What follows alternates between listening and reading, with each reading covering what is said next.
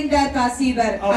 மனதிலே நினைக்கிறார், ஆகா ஒரு பக்தி பொண்ணு நம்மைய நினைத்து இவ்வளவு வருஷமா உண்ணாம உறங்காம தவம் இருக்கிறாளே, ஆமா அவளுக்கு செஞ்சு நம்ம பாத்துக்கிட்டு வரலாம். ஆமா, நம்ம அரை மணிக்கூர் கூட சாப்பிடாம இருக்க மாட்டோம். ஆமா, இவ 12 வருடமா சாப்பிடாம இருக்கிறா. ஆமா, இவளே ஒரு சாப்பாடு ராமன், இவ சாப்பிடாம இருக்கிறாளே. ஆமா, அப்படின்னா பெரிய தவத்துக்காண்டிதான் இருக்கிறா.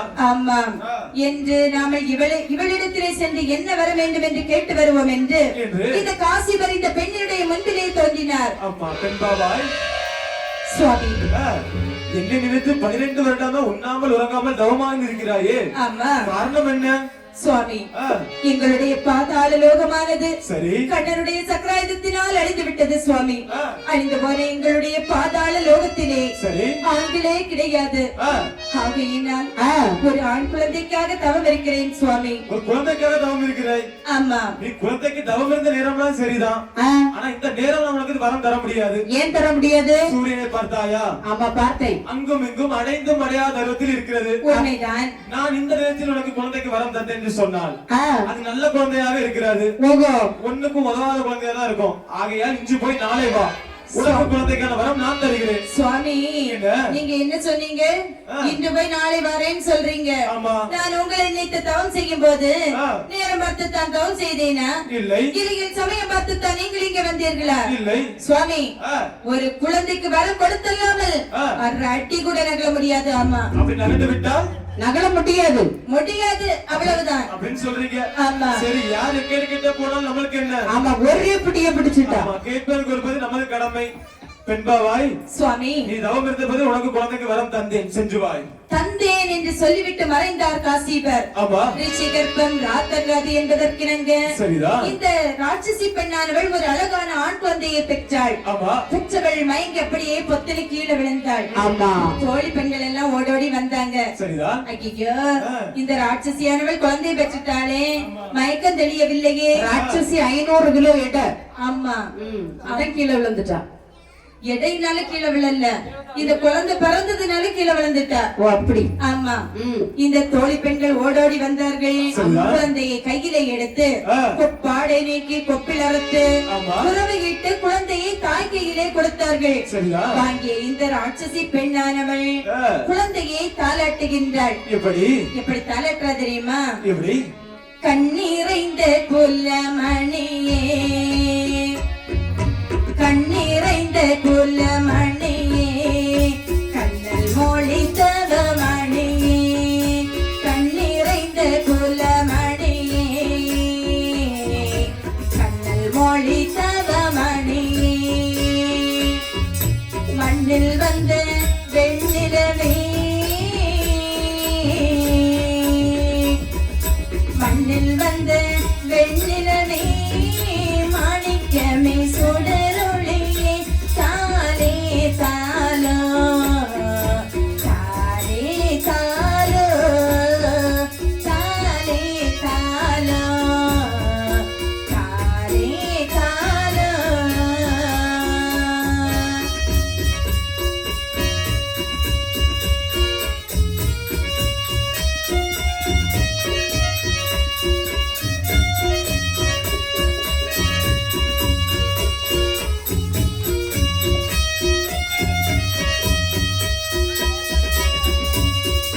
வள்ளலாக நீ பிறந்து, வள்ளலாக நீ பிறந்து, வாழ்வாயட புவிதனிலே, வள்ளலாக நீ பிறந்து, வாழ்வாயட புவிதனிலே, எங்கள் மூலம் தழைக்க வந்து, எங்கள் குலம் தழைக்க வந்து, என் மகனை கண்ணுறங்கு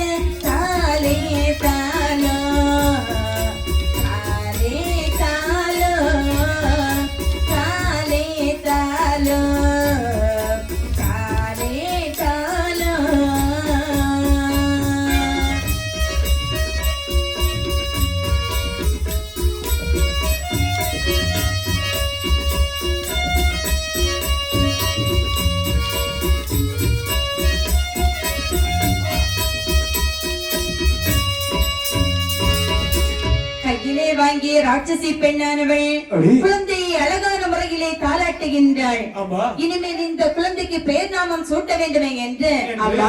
இந்த உலகத்தை பாதாள லோகத்தை ஆட்டுவதற்காக பிறந்த மகன். ஆமா. ஆகையினால் பத்மாசூரனாகிய வல்லரக்கன் என்று சொல்லி பெயர் சூட்டினாள். சரிதான். பெயரையும் சூட்டி நாளொரு மேனையும் பொழுதொரு வண்ணமுமாக வளர்த்து வருகின்றாள். சரிதான். இப்படி வளர்த்து வர பாலகன் எப்படி வளர்ந்து வர்றான் தெரியுமா? எப்படி? நாளும் ஒரு நல்ல மேனியுமாய் பொழுதும் ஒரு நல்ல வண்ணமுமாய் வளரும் பிறை நல்ல சந்திரனை போல் வளர்ந்தானே அந்த வல்லரக்கனே. சந்திரனை போல்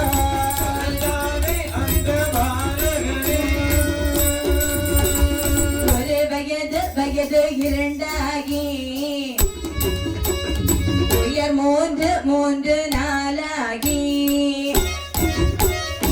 ஐந்தான திருவயதிலே உலகுகளை அவள் பயின்று வராள்.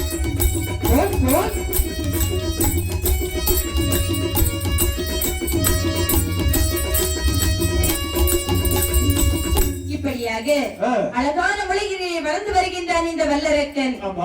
வயது ஒன்றின் பின் ஒன்றாக 5 வயதாகிறது. சரிதான். 5 வயது பக்குவம் ஆகிறது. இந்த ராட்சசி பொண்ணானவ மனசுல நினைக்கிறா, அதாவது எந்த ஒரு குழந்தையா இருந்தாலும் சரிதான் 5 வயசுல என்ன பண்ணுவாங்க? தாய் தந்தையருடைய கடமை என்ன?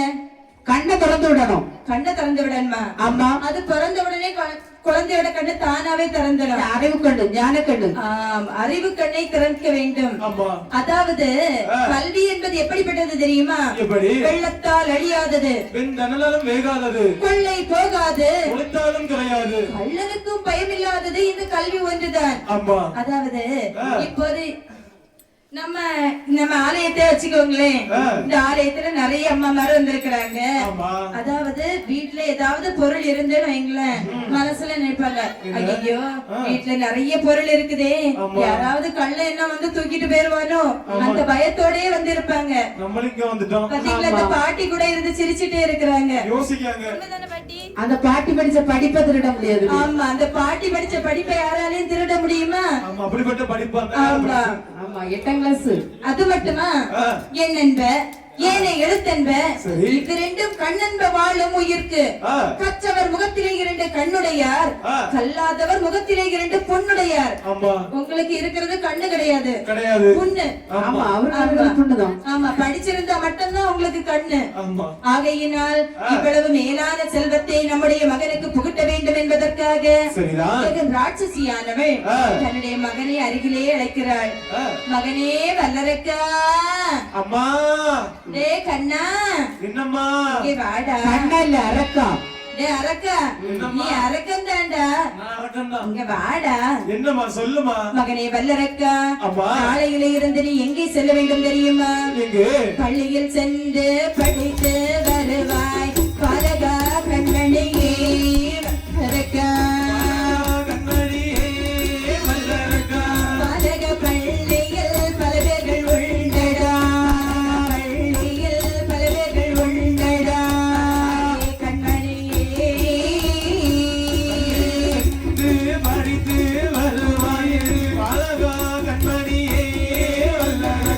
பாலக கண்மணியே வல்லரக்கா.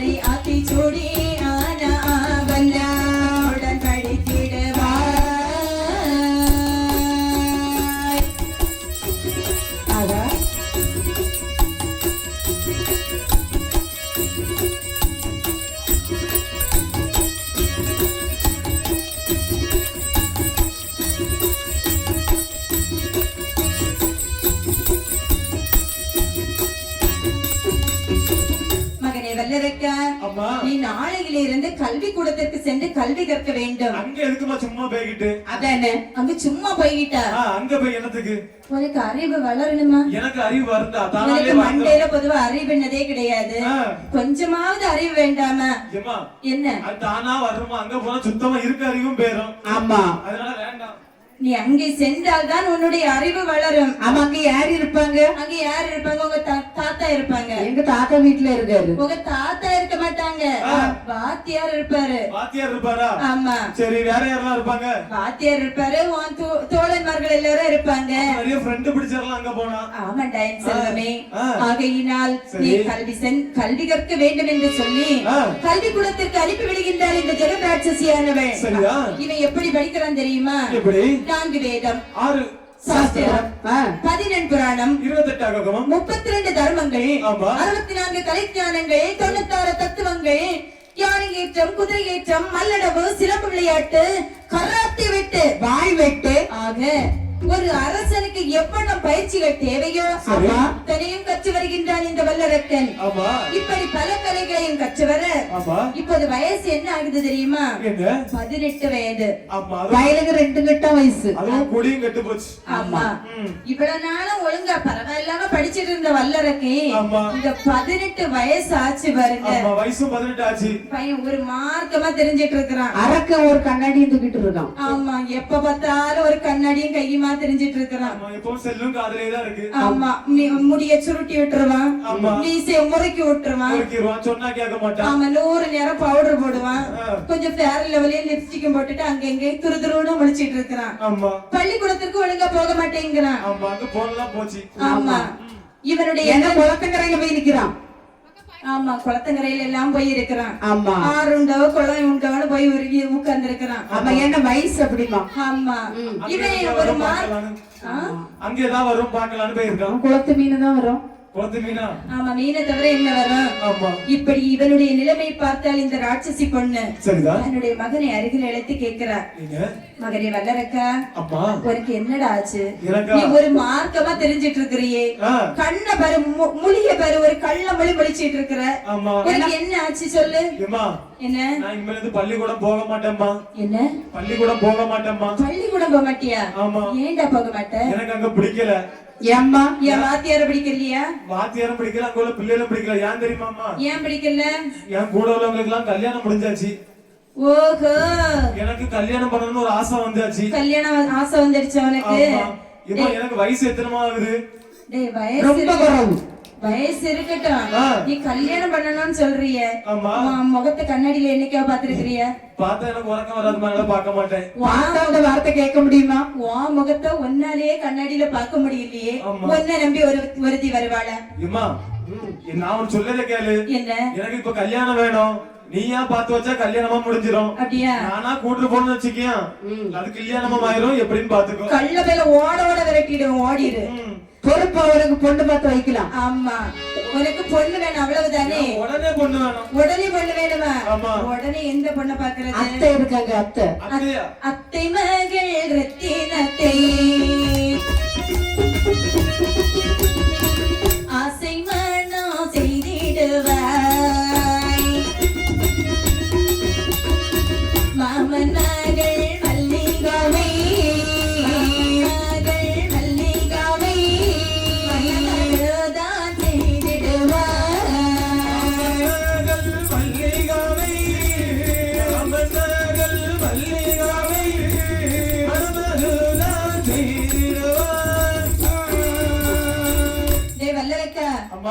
உடனே உனக்கு கல்யாணம் வேணும்னு சொல்றியே, உடனே வேணும். உடனே வேணுமா? அப்படின்னா பொறுமை கிடையாது. நீ பொறுக்க மாட்டியா? இனி பொறுமை கிடையாது. நேரமே இல்ல, வேற வழியே இல்ல. ஒரே ஒரு பொண்ணு இருக்கிறா. ஒரே ஒரு பொண்ணா? ஆமா. அது எங்க இருக்காங்க? என் அத்தை இருக்காங்க பாருங்க, சேர்ல சாஞ்சிட்டு. அத்தை சூப்பரா இருக்காங்கம்மா. ஆமா, அத்தையே இவ்வளவு அழகா இருக்கிறாங்களே. அத்தைக்கு புள்ளப்ப எப்படி இருக்கும்? ஆமா, அத்தைக்கு ஒரு பொண்ணு இருக்கிறா. என் அத்தைக்கு மாமா இருக்காரு மலை மாதிரி. அத்தை நீ கெட்டாண்டா? அத்தை கெட்டாண்டாமா? அத்தை கெட்டினா அத்தைக்கு மாமா வந்து ஓட ஓட விரட்டிடுவாரு. என்ன? எனக்கு அத்தைக்கு பொண்ணு வேண்டாம். அந்த அத்தையை பண்ணி வைக்கதா இருந்தா பண்ணி வை, இல்லன்னா அந்த பொண்ணு எனக்கு வேண்டாம். அத்தை பொண்ணு கம்பெடுத்துட்டு வர போறாங்க. அத்தை மாமா பின்னிடுவாரு. நீ அத்தையை கட்ட வேண்டாம். ஆ. அத்தைக்கு ஒரு பொண்ணு இருக்கிறா ரத்தினம். சரி. அவ ரொம்ப அழகா இருப்பா. ரொம்ப அழகு. ஆமா, ஆனா கண்ணுல மட்டும் கொஞ்சம் முண்டகண்ட மாதிரி இருக்கும். மார்கண்டா இருக்கும். ஆமா. சரி. அதை விட ரொம்ப அழகா இருப்பா. ஆனா பாக்குறதுக்கு பொண்ணு லட்சணமா இருப்பாடா. அப்படியா? ஆமா, பல்லு மட்டும் 2 பல்லு வெளியே நீண்டிட்டு இருக்கிறோம். சரி. தேங்காய் திருவல் மாதிரி இருக்கும். ஆமா, நீ தேங்காய் திருவதுக்கு திருவலே எடுக்க வேண்டாம். சரி சரி. ஆகையினால அந்த ரத்தினத்தை கிட்டுறியாடா? அந்த ரத்தினம் நீ இவ்வளவு சொல்லிட்ட, அதனால அந்த புள்ள எனக்கு வேண்டாம். ஆமா, வேண்டாமா? அந்த ரத்தினம் வேண்டாம். அந்த ரத்தினம் நீ எனக்கு வேண்டாம். அந்த ரத்தினமே உன்னை கெட்டுவாளா கெட்ட மாட்டாளான்னு சந்தேகமா தான் இருக்குது. அப்படியா? நீயே அவளை வேண்டான்னு சொல்றியே. எனக்கு அந்த புள்ள இது வேண்டாம். அவ உனக்கு வேண்டாமா? வேண்டாம், வேற ஏதாவது இருக்கா எனக்கு? அப்ப யாரு இருக்கிறா? மாமா இருக்காரு. மாமா இருக்கிறாரு. மாமாவை கிட்ட முடியுமாமா? மாமாவை கெட்டாண்டா. ஆ. நீ பொண்ணு கெட்டதுலயே குறியா இருக்கிறியே. ஆமா. என்ன வயசு அப்படி இல்ல, 18 வயசு. வயசு இருந்துட்டு போட்டு ஆ. எப்பவும் கெட்டனானே நினைச்சிட்டு இருக்கிறேன். நான் சொல்றது ஒழுங்கா கேளு. ஏம்மா, நீ பேசுற நேரம்லாம் எனக்கு இல்ல, உடனே எனக்கு பொண்ணு வேணும், டக்குனு பொண்ணை சொல்லிடு. அப்ப மாமனுக்கு மக மல்லிகாவை கல்யாணம் பண்ணிக்க. மல்லிகாவா? ஆமா. அவ எப்படி இருப்பா அந்த புள்ள? அது ஒன்றா கண்ணு. ஆ. இவ பார்த்த மாதிரி இருக்கும், ஆனா அந்த பொண்ணு என்னதான் பாத்துட்டு இருப்பா. அப்படியா? என்ன பார்த்தது மாதிரி இருக்கும், சரி. ஆனா வேற எங்கேயோ பாத்துட்டு இருப்பா. இப்ப இந்த பொண்ணு எனக்கு கெட்டி வச்சுன்னு நினைச்சிக்கியா? அது மட்டும் இல்ல, ஆ. நீயும் அவளும் போனீங்கன்னு வையேன், ஆ. அம்மா உன் பிள்ளை மாதிரி இருக்கும். அப்படியா? அதாவது உன்னை பொறுப்பா பாத்துக்கிடுவா. அப்படியா? நம்ம வயசு உன்னை விட ஒரு 15 வயசு நீ இந்த கூடுதல். பொண்ணெல்லாம் சொல்றது சரிதாம்மா. நான் இப்படி கூட்டுற வெளியோட போய் சுத்தி பார்க்க போலாம்னு வச்சுக்கியா, அந்த புள்ள என்னைய தான் பார்க்கல, இல்ல வேற யாரை பார்த்து சைட் அடிக்கா, நான் எப்படிமா கண்டுபிடிச்சேன்? சண்டைக்கு ஒரு நாளும் குறைவு இருக்காதானே. ஆனா ஜோடியா இருக்கும். வெளியே டெய்லி சுத்திட்டு வந்து வீட்டுல வந்து சண்டை தான் வைக்கணும். ஆமா. அவ சொல்லுவா என்னைய தான் பார்த்தேன்னு. ஆனா நான் நம்புவேனா? நான் நம்ப மாட்டோம்ல. அப்படியா? உனக்கு அப்ப அந்த பொண்ணு வேண்டாமா? வேண்டாம் எனக்கு. அப்படின்னா நான் ஒரு பொண்ணை சொல்றேன், அந்த பொண்ணை தான் நீ கல்யாணம் பண்ணணும். அந்த புள்ள நல்லா இருக்குமா? நல்லா இருக்கோ இல்லையோ, கெட்டனா நீ நான் சொல்ற பொண்ணை தான் கல்யாணம் பண்ணணும். அப்படியா? என்று நேசமற்றாள் என்று சொல்லக்கூடிய பெண்ணை திருமணம் முடித்து வைக்கின்றாள். திருமணம் முடித்த நாளிலே இருந்து பாதாள லோகத்தை வல்லரக்கனுக்கு முடிசூட்டி வைக்கின்றாள். ஆட்சி பீடத்தில் அமர்ந்த நாளிலே இருந்து வல்லரக்கனானவன் எப்படி ஆட்சி புரிந்து வருகின்றான் என்றால், அரசு புரிந்து நிவாரான் பாதாள லோகம் வரிசை நடத்தியவாரா.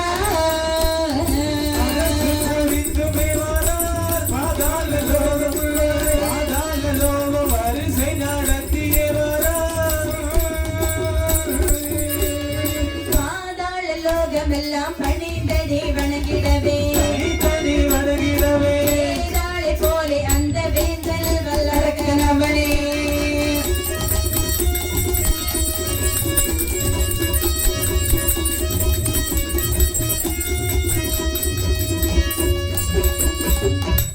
பாதாள லோகத்தை எப்படி ஆட்சி புரிந்து வருகின்றான் தெரியுமா? எப்படி? ஆட்சி பீடத்திலே அமர்ந்த நாளிலே இருந்து அநியாய ஆட்சி புரிந்து வருகின்றான். என்று ஆட்சி பீடத்தில் அமர்ந்தானோ அஞ்சிலே இருந்து 12 வருடமாக மழை என்பதே பொழியவில்லை அந்நாட்டிலே. பெரும் பஞ்சமாக ஏற்படுகிறது. எப்படிப்பட்ட பஞ்சம் எல்லாம்? நாளி ஒருண்ட பஞ்சம், நாயகனை கொற்ற பஞ்சம். நாளி ஒருண்ட பஞ்சம், நாயகனை கொற்ற பஞ்சம். மறைக்கால் உருண்ட பஞ்சம், மறைக்கால் உருண்ட பஞ்சம். அவனை இழந்த பஞ்சம்.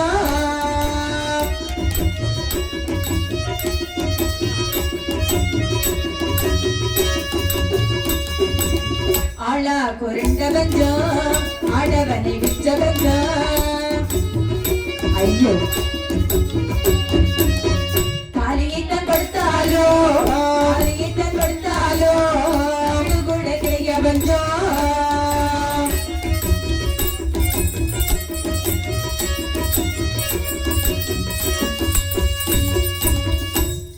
அங்கே எப்படிப்பட்ட பஞ்சம் ஏற்படுகிறது தெரியுமா?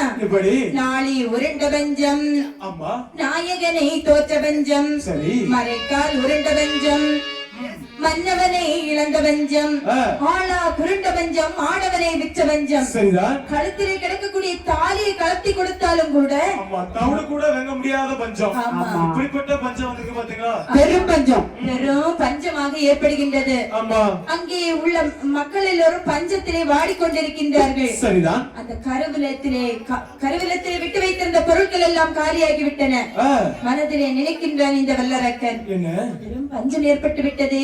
பெரும் பஞ்சம் எல்லாம் ஏற்பட்டுள்ளது. யார் எப்படி வேணுமே போகட்டும், நம்மளும் இப்ப பஞ்ச பஞ்சத்தில் அடிபட்டுட்டோமே. ஆமா. இந்த பஞ்சத்தை சரி செய்ய வேண்டுமே, ஆனால் என்ன செய்வது?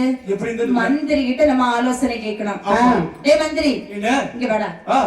அதாவது நம்ம நாட்டிலே மழை பொழியல, பஞ்சம் ஏற்பட்டுடுச்சு. எனக்கு ரொம்ப பசியா இருக்குது. சாப்பாடு ஒரு நாளைக்கு 2 வேளை தான் கிடைக்குது. தண்ணி கூட கிடைக்கல. ஆமா, குடிக்க தண்ணி கூட கிடைக்க மாட்டேங்குது. இது அவங்க மக்க எப்படி வேணாலும் போகட்டும், நம்முடைய நிலைமை சரியா தானே, என்ன பண்றது? நான் சொல்ல கேக்குங்களா? என்ன பாத்தீங்களா, மக்கள் நிறைய பேர் இருக்காங்க. நிறைய இருக்கா? நிறைய மக்கள் இருக்காங்க. நான் நரி கூட்டம் இருக்குதுன்னு நினைச்சேன். இவங்கெல்லாம் பார்த்தா நரி கூட்டம் மாதிரியா இருக்குது. இங்க பாருங்க, என்ன நிறைய மக்கள்கள் இருக்காங்க. அப்படியா? அந்த மக்கள் மீது வரிகளை போடுவோம்.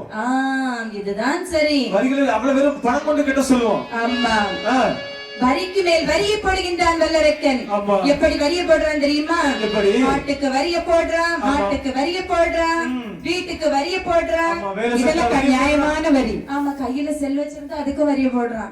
அது செல்ல பார்த்தாலும் வரி. செல்ல மூடிட்டாங்க உடனே. உங்களுக்கு எல்லாம் வரி கிடையாது. இப்படியாக ஆசைக்கு வரி, மீசைக்கு வரி. அளவுக்கு அதிகமான ஆசை வச்சிருந்தானா அதுக்கு வரி. ஆமா, யாராவது மீசை வச்சிருந்தாங்கன்னு வைங்களேன், அதுக்கும் வரி. அந்த வீட்டுல தோசை சுட்டா அதுக்கும் வரி. ஆமா, தோசை சுடணும்னா வீட்டுல, அதாவது வல்லரக்கிற வரியை கட்டிட்டு தான் தோசையை சுடணுமா? சாப்பிடணும். ஆமா, ஏன் போடுறோம், எதுக்கு போடுறோம், எதுவுமே தெரியாத அளவிற்கு வரியை போடுகின்றான்.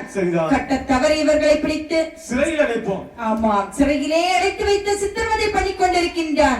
அடி இதிலே தப்பித்தவங்க எல்லாம் நினைக்கிறாங்க, என்ன கொடுங்கோல் அரக்கனின் குடைநிழலில் வாழ்வதை விட நாமல் கடும் புலிவாழும் காரகம் சென்று மடிந்து விடலாம். இது கோழைத்தனம். ஏன்? நம்ம 55 தேசத்து மன்னர்கள் ஒன்னாக இருக்கிறோம். ஆமா, அவன் ஒருவன் தான் நம்ம மீது படையெடுத்து வருகிறான். அப்படி நாம் அவன் மீது படையெடுத்து செல்வோம். வெற்றியை கண்டால் நாட்டே வரலாம், தோல்வியை கண்டால் காட்டுக்கே செஞ்சு விடலாம். இதுதான் நல்ல யோசனை. ஆகட்டும் என்று 55 தேசத்து ராஜாக்களும் எல்லோரும் இந்த வல்லரக்கனோட சண்டையிடுவதற்காக வருகின்றார்கள். குதிரைகளினுடைய குளம்படி ஓசையை காதிலே கேட்டான் வல்லரக்கன்.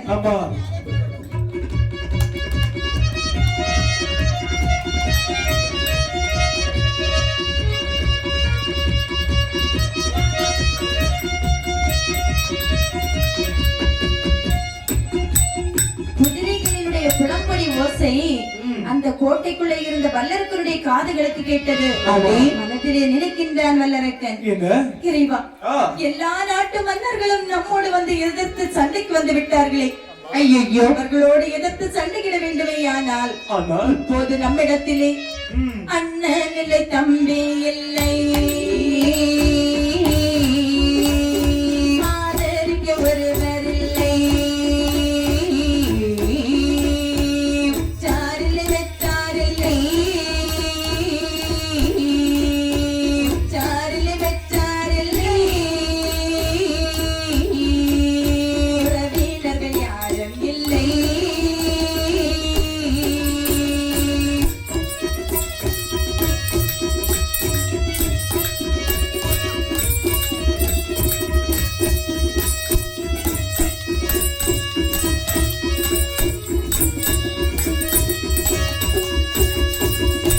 உதவிப்படை போவதற்கு ஒருவரையும் காணவில்லை என்று சொல்லி வல்லரக்கனே, என்று சொல்லி வல்லரக்கனே எங்கி தான் எழுதா.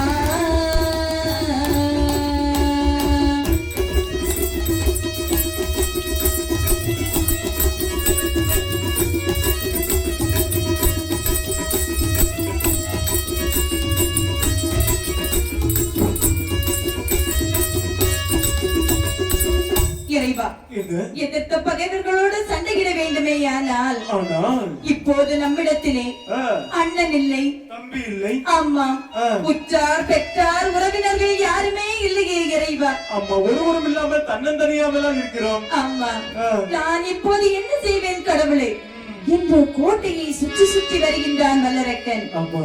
அந்த நேரத்திலே அவனுடைய கண்களுக்கு ஒரு ரகசிய சுரங்கமானது தெரிகின்றது. ஆமா, ஒரு சுரங்க பாதை. ஆமா, இது ஏது சுரங்கம் தெரியுமா? ஏது? அந்த காலத்திலே, அதாவது மன்னராட்சி காலத்திலே மற்ற நாட்டு மன்னர்கள் எல்லோரும் வந்து எதிர்த்து சண்டையிட்டு வெற்றி பெற்று விட்டால் கொண்டாட்டம் தான். ஒருவேளை தோல்வியடைந்து அவர்களுடைய உயிரை தப்பித்து, அதாவது உயிரை கொண்டு தப்பிவிட வேண்டும் என்பதற்காக ஒரு ரகசிய சுரங்கம் வந்து செய்து வைத்திருப்பார்களாம். அதை போல ஒரு ரகசிய சுரங்கத்தை கண்ணிலே கண்டான் பாருங்கள். விட்டானே வண்டியை, நடராஜ வண்டியை எங்கே வந்து சேருகின்றான் என்றால் அண்டங்கரியதர் வனமதியிலே யாரும் அறியாமல் போயிருந்தான். சந்தோஷம் மிக பேரோகி, சந்தோஷம் மிக பேரோகி, உலகத்தோடு வல்லரக்கலே.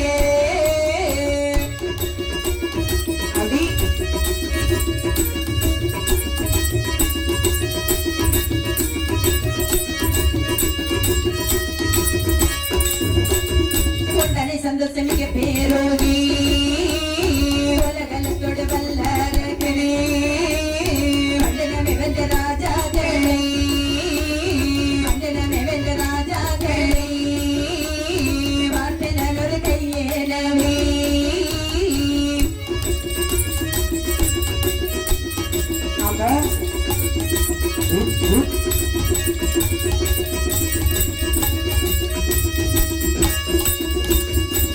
ரகசிய சுரங்கத்தின் வாயிலாக அவன் கூட கண்டறிய முடியாத வல்லப்படை என்று சொல்லக்கூடிய வனத்திற்கு வருகின்றான் வல்லரக்கன். வந்தவன் மனதுல நினைக்கிறான், அப்பப்பா ஒரு வாரம் தப்பித்து பிழைத்து ஓடி வந்தோம். ஆமா, இன்னும் அந்த ராஜாக்களை நம்மளால போர் பண்ண முடியாது. இனிமேல் நம்ம எதிர்த்த பகைவர்களை பார்க்கிறேன் வருகை. இடத்துல அவன் தான் பெரிய மந்திரி ராஜா. ஆமா, ராஜா மந்திரி தந்திரி எல்லாம் அவன் தான். மனதிலே நினைக்கின்றான் இந்த வல்லரக்கன், நம்மை எதிர்த்து வந்த பகைவர்களை கொன்று அவர்களை வென்று இந்த நாட்டை மீண்டும் நாமளே ஆட்சி செலுத்த வேண்டும். சரிதான், நாட்டை நாமளே ஆட்சி செலுத்த வேண்டும். அது சரிதான். அப்படி ஆட்சி செய்ய வேண்டுமேயானால் முதலாவது எதிர்த்து வந்த எதிரிகளை அழிக்க வேண்டும். நாம் ஒருவனால அந்த எதிரியை அழிக்க முடியுமா? அது எப்படி முடியும்? முடியாது. ஆகையினால் நாம் தவத்தை செய்ய வேண்டும். ஆமா, முதலாவது இந்த உலகத்திலே பெரிது என்ன என்பதை கண்டுபிடிக்க வேண்டும். பெரிது என்னது? பெரிது என்ன தெரியுமா? பெரிது பெரிது புவனம் பெரிது. அப்படி புவனமோ நான்முகன் படைப்பு. நான்முகனோ கரியமாலின் முந்தியில் பிறந்தான். கரியமாலோ அலைகடல் துயின்றவள். சரி, அலைகடலோ குருமணியின் கையில் ஒடுக்கம். குருமணியோ கும்ப கலசத்திலே பிறந்தவன். கலசமோ பூமியில் சிறியவள். சரிதான்.